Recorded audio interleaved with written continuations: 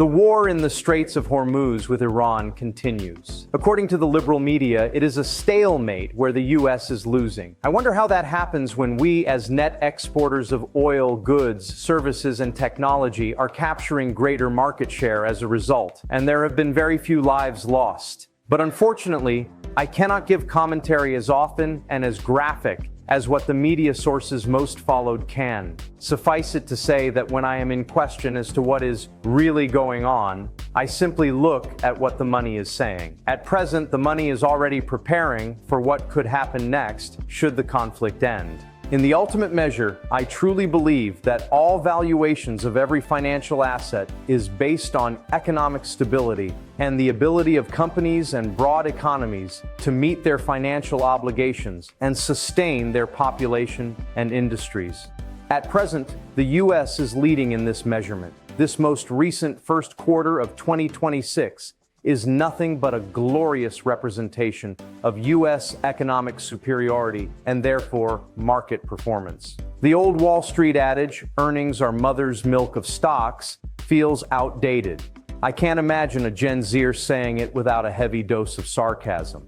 The concept, however, is as true as ever in 2026. Despite the uncertainty around oil prices, lingering tariff concerns, AI creative destruction fears, and the overhang of midterm elections, the S&P 500 is up 10.1% year-to-date as of last week. A big reason is that earnings expectations have soared. The questions from here are whether earnings expectations have peaked and how much of the good news is priced in. According to FactSet Research, this is where the earnings stand after 95% of companies have reported. As can be seen, circled in red, earnings have risen over 13%.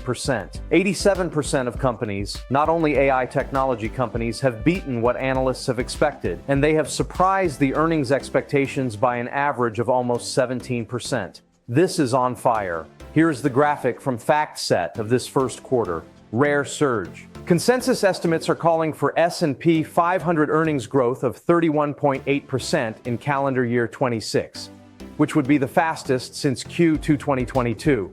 Growth rates this high are normally reserved for the early days of economic expansions when earnings are rebounding from depressed levels, not in year 7 of an expansion. The only cases when GAAP EPS growth has exceeded 30% more than 3 years into an expansion were in Q2 1988 to Q1 1989 post-1987 crash, Q2 1994 to Q2 1995 heading into the internet productivity boom, and Q1 2000 dot-com bubble peak.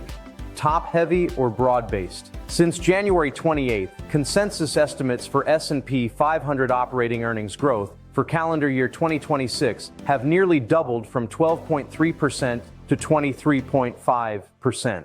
One of the criticisms of the revision story is that they have been driven commodity-based sectors and a handful of semiconductor stocks. While the criticism has merit, estimates have risen for most sectors.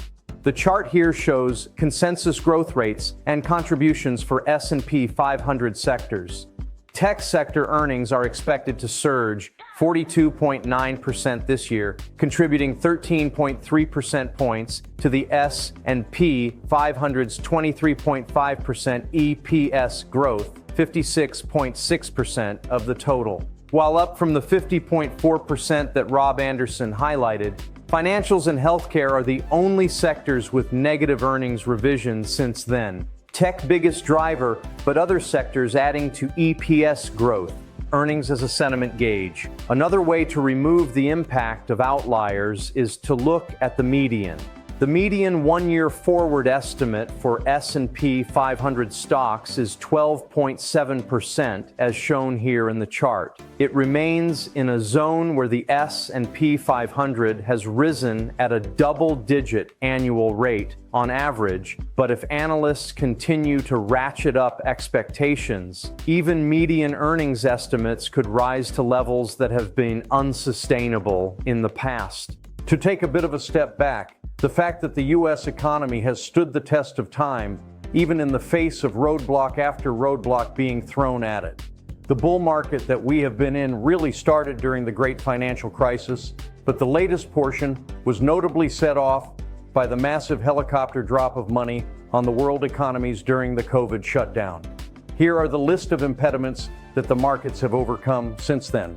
Undeniably, this current phase is the result of U.S. exceptionalism in the areas of energy generation and computer power. Thomas Lee did a very clear graphic this past week, where the U.S. is compared to China, South Korea, Europe, and Latin America from the perspective of population growth of prime wage age, AI and computer power, and energy independence. As can be seen, we are leading in all of these areas. This brings me to the points that I have been mentioning for the last few weeks in my reports. Since the bounce has been the best seen in decades, and since there are major statistically significant reasons for impediments to have a very negative impact on this year, I have been more cautious than normal about the possibility of a market correction. None of these impediments have surfaced in a way to derail the current broad market advance. And to the contrary, the equal-weighted S&P 500 last week actually broke to a new all-time high, signaling that the advance is actually broadening and taking on more companies and industries breaking to new highs. What we have noticed that speaks to the needed digestion is one of a rotational correction. This is when the money doesn't want to leave the asset class that it is in, the U.S. equity market. So instead, the index remains elevated and money moves from one sector to another. This is very different than the broad market selling off and the money moving to bonds or commodities. This time it appears very clear that the money seems to rotating and doing so in a very organized fashion. This is also very important as it tends to reflect that the information is clear and concise, and therefore the movements are not helter-skelter, but instead quite organized. This also allows the market to correct inside itself rather than all sectors declining in a broad-based decline. This is what we have experienced of late. This does little to give an indication of where the broad markets or each individual sector might go, but it does provide some solace in knowing that a level of digestion truly has occurred, and this could give the markets the ability to refuel for a further advance. As we move into the dog days of summer, I believe that we will begin seeing questioning comments on the ability of the new Fed Chairman Warsh. He actually does have some rather difficult hurdles in front of him, but due to his clearly voiced separation from the White House, it will be interesting to see how he does. These are his challenges as I see them. Time will tell, but for now, I believe staying the course could be the best course of action. I will continue to monitor the conflicts, the US dollar, interest rates, and overall inflation measures. But at present, I can't find a major or insurmountable issue to deal with. As always, please contact us if we may be of assistance.